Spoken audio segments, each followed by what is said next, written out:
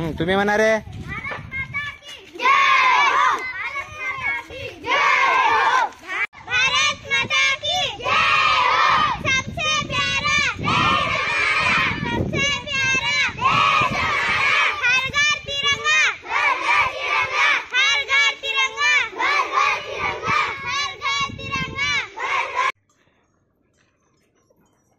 तर आज सर्वांना प्रश्न पडला असेल की बा तिरंगा रॅली काढण्याचं प्रयोजन काय आहे.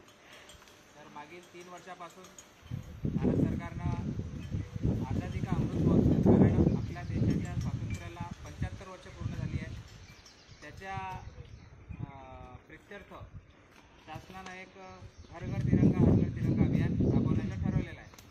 तर याच्यामध्ये करायचं काय आहे नेमकं, तर शासनानं किंवा भारत सरकारनं प्रत्येक नागरिकाला स्वातंत्र्य दिलं आहे की त्याने दिनांक 13, 14 आणि 15ला आपल्या घरावर तिरंगा फडकू शकता. पण त्याचे काही नियम आहेत, कारण झेंडाचा अपमान नाही झाला पाहिजे. तर एक तर तो झेंडा आपल्या घराच्या उंच टोकाच्या भागावर असला पाहिजे, पहिली गोष्ट. दुसरी गोष्ट, त्याला कोणताही डाग नसला पाहिजे.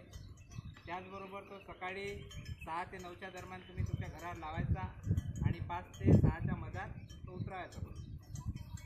तर हे काही असे नियम तुम्हाला त्या ठिकाणी पाळायचे आहेत. आणि अशा प्रकारे तुम्ही आझादी का अमृत महोत्सव म्हणजे देशाला जे 75 वर्ष पूर्ण झालेली आहेत ते तुम्ही स्वतः आपल्या घरीसुद्धा साजरे करू शकता. आणि तुम्ही साजरा केला आहे याच्यासाठी तुम्ही एक सेल्फी पण काढू शकता त्या झेंड्यासोबत आपल्या घरासमोरच्या, आणि ती सेल्फी काढून तुम्ही एका सरकारच्या वेबसाईटवर तो फोटो टाकू शकता किंवा आम्ही पण हे साजरा केलेला आहे.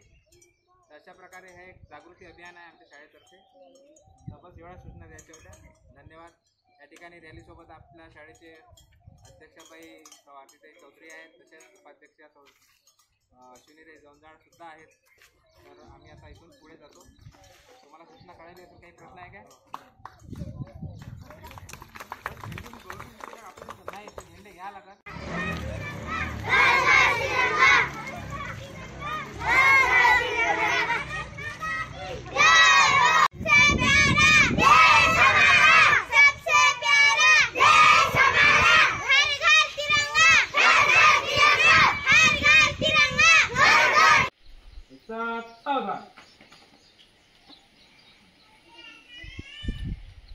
एक साथ प्रतिज्ञा के लिए तैयार होंगे. तैयार हो.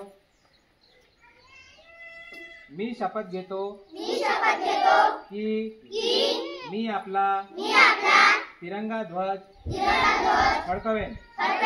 स्वातंत्र्य सैनिक व वीर हुतात्मे यांच्या भावनेचा सन्मान करेन आणि भारताच्या विकास आणि प्रगतीसाठी स्वतःला समर्पित करें. जय हिंद. एक साथ राष्ट्रगीत शुरू करेंगे. शुरू कर.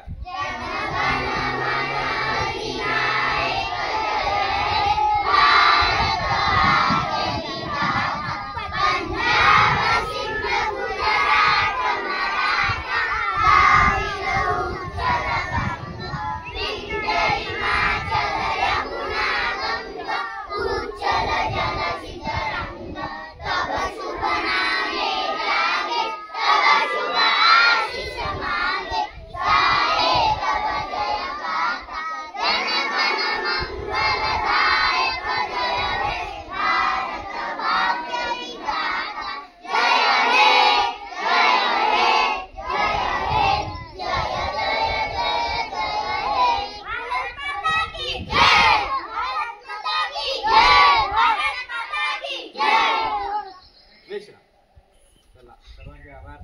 सर्व आले. अध्यक्ष आजच्या कार्यक्रमाच्या सौ आरतीताई चौधरी, तसेच उपाध्यक्ष सौ अश्विनीताई जवंजाळ, तसेच गावातील प्रतिष्ठित नागरिक या ठिकाणी उपस्थित झाले. त्यांनी या कार्यक्रमाची येथे शोभा वाढवली. त्याबद्दल शाळेचा मुख्याध्यापक या नात्याने मी त्यांचे आभार मानतो. आणि आजचा हे रॅलीचा कार्यक्रम संपला.